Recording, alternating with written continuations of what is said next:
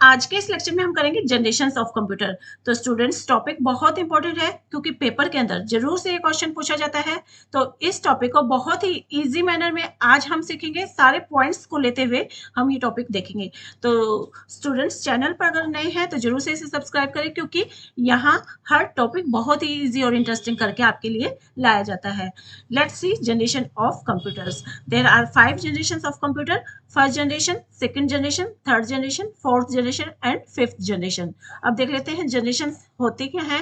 First generation, सबसे पहली generation के अंदर 1946 से 59 तक के कंप्यूटर्स को रखा गया, यानी 1946 से 1959 तक जो भी कंप्यूटर्स डेवलप हुए उनको फर्स्ट जनरेशन के अंदर रखा गया। और उस समय जो टेक्नोलॉजी यूज हुई थी that was vacuum tubes technology. तो ये vacuum array of vacuum tubes उस समय मेमोरी के बेसिक कंपोनेंट्स के रूप में यूज हुए। और वैक्यूम ट्यूब्स बहुत ज़्यादा हीट प्रोड्यूस किया करते थे और इसीलिए उस समय के कंप्यूटर्स जो थे वो बहुत ज़्यादा एक्सपेंसिव हुए। अगर जनरल रिमार्क्स की बात करें कि उस समय के कंप्यूटर्स के बारे में, तो बहुत महंगे कंप्यूटर्स हुआ करते थे उस समय, सबसे महंगे कंप्यूटर। और साइज की बात करें तो सबसे ज़्यादा लार्ज, पूरा का पूरा रूम ऑक्यूपाई हमारे उस टाइम के कंप्यूटर्स कर लिया करते थे। वेट की बात करें तो बहुत बड़ा वेट इनका, बहुत भारी बल्कि होते थे ये systems.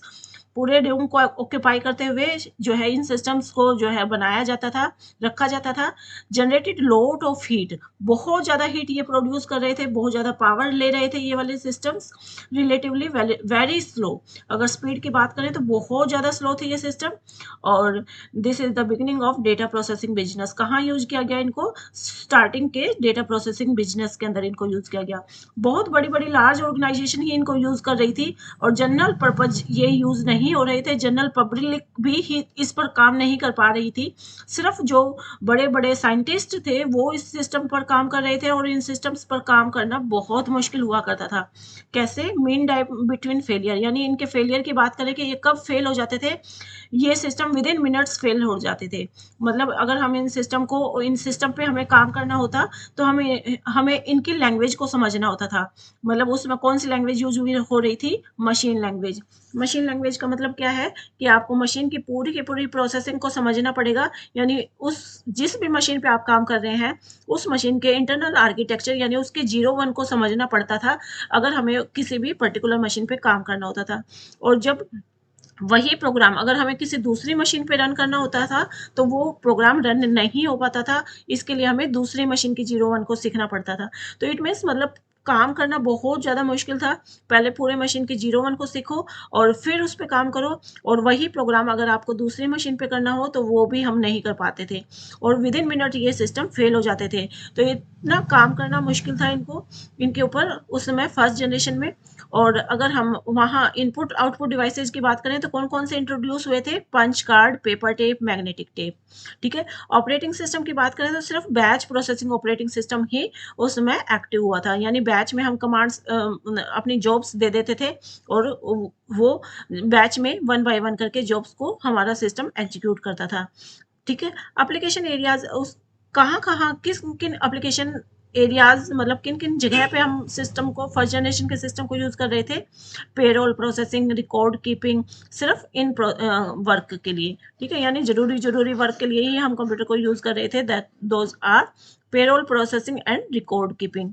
Some computer of this generation, अगर हम एग्जांपल की बात करें तो ENIAC, this is electronic numerical integrator and calculator. This one is EDVAC, ये भी उस समय यूज हुआ था। That is electronic discrete variable automatic computer. And UNIVAC, this is universal automatic computer. तो ये वाले जो सिस्टम्स थे ये ही उस समय पे लॉन्च हुए थे। इनैक जो है हमारा फर्स्ट कंप्यूटर था जो फर्स्ट जनरेशन में जो है आया था, सबसे पहला कंप्यूटर था ये। ठीक है। नेक्स्ट आती है सेकंड जनरेशन। सेकंड जनरेशन में जो टाइम रहा, पीरियड रहा, 1959 से 65 तक के सारे कंप्यूटर्स को सेकंड जनरेशन में रखा गया। और उस समय जो टेक्नोलॉजी यूज हुई दैट वाज ट्रांजिस्टर। अब वैक्यूम ट्यूब की जगह आ गई ट्रांजिस्टर्स।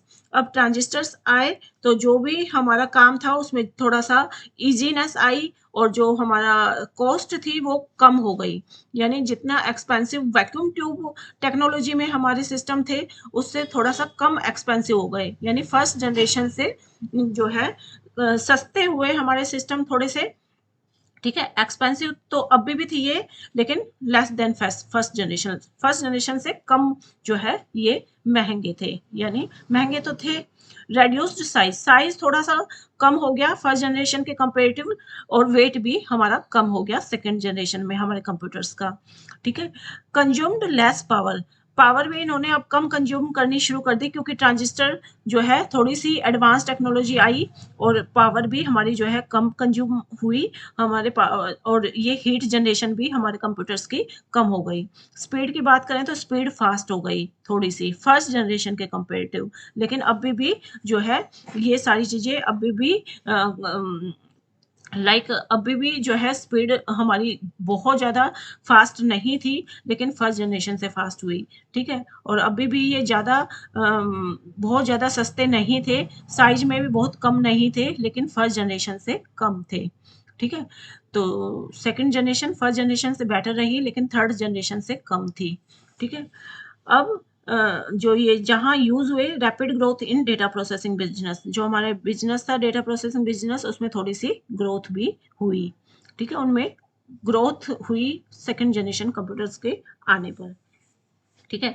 अब ये फेल कब होते थे? ये विद इन डेज फेल होने लगे। जहां ये विद इन मिनट्स फेल हो रहे थे फर्स्ट जनरेशन के अंदर, अब ये डेज वाइज फेल होने लगे। यानी इनके फेल होने की ड्यूरेशन अब बढ़ गई, यानी ये जल्दी फेल नहीं होते थे, यानी थोड़ा थोड़ा ये सही से काम कर रहे थे। पेरिफेरल डिवाइसेस की अगर हम बात करें तो magnetic tape, magnetic disk, visual display unit and printer, ये सब इस जनरेशन में इंट्रोड्यूस हो गए थे, जो कि थोड़े से एडवांस हैं। ऑपरेटिंग सिस्टम की बात करें तो बैच प्रोसेसिंग तो फर्स्ट जनरेशन में था, लेकिन बैच प्रोसेसिंग के साथ मल्टी प्रोग्रामिंग ऑपरेटिंग सिस्टम भी आ गया सेकंड जनरेशन में, ठीक है। लैंग्वेज की बात करें तो उस समय सिर्फ मशीन लैंग्वेज यूज हो रही थी फर्स्ट जनरेशन में, अब असेंबली लैंग्वेज भी आ गई।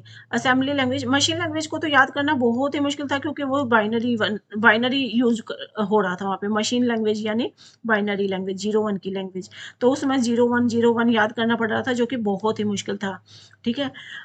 लेकिन अब असेंबली लैंग्वेज आ गई। असेंबली लैंग्वेज होती है निमोनिक्स की लैंग्वेज, जिसमें जैसे थोड़े से निमोनिक्स होते हैं, जैसे कि ऐड, सब्ट्रैक्ट, यानी कुछ ऐसे वर्ड्स होते हैं जिनको हमें याद करना होता था, ठीक है। तो ये डिक्शनरी ऑफ वर्ड्स था असेंबली लैंग्वेज के अंदर, और इन वर्ड्स को यूज करके हम जो है काम कर रहे थे, तो इस लैंग्वेज को बोला जा रहा था असेंबली लैंग्वेज, ठीक है। अब असेंबली लैंग्वेज के साथ हाई लेवल प्रोग्रामिंग लैंग्वेज भी आ गई थी उस समय, फोर्ट्रैन और कोबोल। सिर्फ ये 2 लैंग्वेजेज ही इंट्रोड्यूस हो पाई थी, और इनका भी basic. Next is application areas. कहाँ कहाँ ये हमारे सिस्टम सेकंड जनरेशन के यूज हो रहे थे? पेरोल प्रोसेसिंग में एंड अपडेटिंग इन्वेंट्री फाइल्स, तो इस तरीके की जगह पे ये यूज हो रहे थे। एंड एग्जांपल की बात करें इस जनरेशन के, तो IBM 1620, IBM 7094, CDC 1604, CDC 3600 and UNIVAC 1108, ये वो सिस्टम थे जो सेकंड जनरेशन के अंदर इंट्रोड्यूस हो गए थे। नेक्स्ट आती है third generation. This is period of this generation is 1965 से 71, 65 से 71 के बीच के कंप्यूटर्स को रखा गया थर्ड जनरेशन के अंदर। अब जो टेक्नोलॉजी आई गई वो थी इंटीग्रेटेड सर्किट, यानी IC। तो IC जो है ये एक सिंगल चिप थी। इस चिप के ऊपर जो है बहुत सारे ट्रांजिस्टर्स, रजिस्टर्स, ये जो है इस सिंगल चिप के ऊपर आ रहे थे। ट्रांजिस्टर, रजिस्टर्स एंड कैपेसिटर्स, एक सिंगल चिप के ऊपर जो होल्ड कर रही थी ट्रांजिस्टर्स को, रजिस्टर्स को एंड कैपेसिटर्स को, ठीक है। तो ये और भी एडवांस आ गई थी अब उससे, ट्रांजिस्टर से।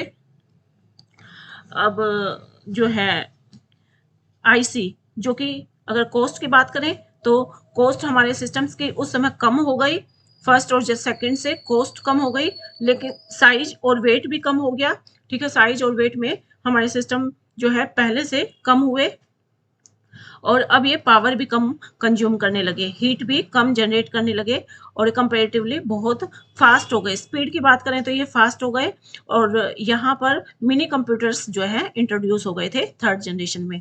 अगर हम इनके फेलियर की बात करें तो वीक टू मंथ्स अब ये फेल होने लगे, यानी या तो मतलब सप्ताह से लेकर पूरे मंथ तक में ही ये फेल होते थे, यानी बहुत जल्दी ये फेल नहीं होते थे, यानी क्वालिटी इंक्रीज हुई हमारे सिस्टम्स की। पेरिफेरल डिवाइसेस की बात करें यानी इनपुट आउटपुट डिवाइसेस की, तो उस समय कौन कौन से इंट्रोड्यूस हो गए थे? मैग्नेटिक डिस्क, वीडियो यानी visual display unit, OCR, optical character reader and magnetic character reader devices, तो ये सब इंट्रोड्यूस हो गए थे थर्ड जनरेशन में। ऑपरेटिंग सिस्टम की बात करें तो टाइम शेयरिंग के साथ साथ अब real time multi programming operating system भी इंट्रोड्यूस हो गया था थर्ड जनरेशन में। हाई लेवल प्रोग्रामिंग लैंग्वेज, अब जो लैंग्वेजेस की बात करें तो मशीन लैंग्वेज, असेंबली लैंग्वेज में जहां काम करना टिपिकल लग रहा था, अब हाई लेवल प्रोग्रामिंग लैंग्वेज जो कि कम्प्लीटली इंग्लिश लैंग्वेज होती है जिसमें काम करना ईजी होता है, तो उस लैंग्वेज के जो फोर्ट्रैन है, बेसिक है, कोबोल है, पास्कल है, एल्गोल है, इस तरह की लैंग्वेज हमारे थर्ड जनरेशन में इंट्रोड्यूस हो गई थी। नेक्स्ट आती है एप्लीकेशन एरियाज, यानी कहाँ कहाँ थर्ड जनरेशन कंप्यूटर्स यूज होने लगे थे? एयरलाइंस में, क्रेडिट कार्ड बिलिंग में, मार्केट फोरकास्टिंग एटसेट्रा, यहाँ पे जो है हमारे थर्ड जनरेशन के कंप्यूटर यूज हो रहे थे। ठीक है, अगर एग्जाम्पल की बात करें तो IBM 360 series, IBM 370 series and Honeywell 6000 series, these are the examples of third generation computers. तो चलते हैं फोर्थ जनरेशन की तरफ। अब फोर्थ जनरेशन में क्या हुआ? जो हमारे कंप्यूटर्स थे 1971 से 80 के बीच के, वो सभी रखे गए फोर्थ जनरेशन कंप्यूटर के अंदर। अब जो टेक्नोलॉजी यूज हुई that was very large scale integration. ठीक है, तो वेरी लार्ज स्केल इंटीग्रेशन जो कि बहुत अच्छी टेक्नोलॉजी थी और इसने हमारे सिस्टम्स को चीप कर दिया, यानी सस्ते हो गए हमारे सिस्टम। साइज और वेट की बात करें तो ये स्मॉल हो गए, बिल्कुल छोटे system. Heat generation was negligible, अब हीट को जनरेट करना लगभग नेग्लिजिबल हो गया। ठीक है, मतलब ये हीट नहीं जनरेट किया करते थे। और स्पीड की बात करें तो बहुत फास्ट थे यह सिस्टम्स। और होम पीसी का कंसेप्ट जो है इस टाइम पे यानी फोर्थ जनरेशन पे इंट्रोड्यूस हो गया। ठीक है, अब फेलियर की बात करें, मीन टाइम बिटवीन फेलियर इनका कैसा था? तो ये विद इन मंथ फेल होते थे, यानी बहुत लंबे समय तक ये अच्छे से काम कर रहे थे। तो मंथ वाइज जो है, मंथ में कितना भी मंथ हो सकता है, ये बहुत अच्छे से कितने भी मंथ जो है वर्क कर सकते हैं। ठीक है, तो यानी जल्दी फेल नहीं होते थे।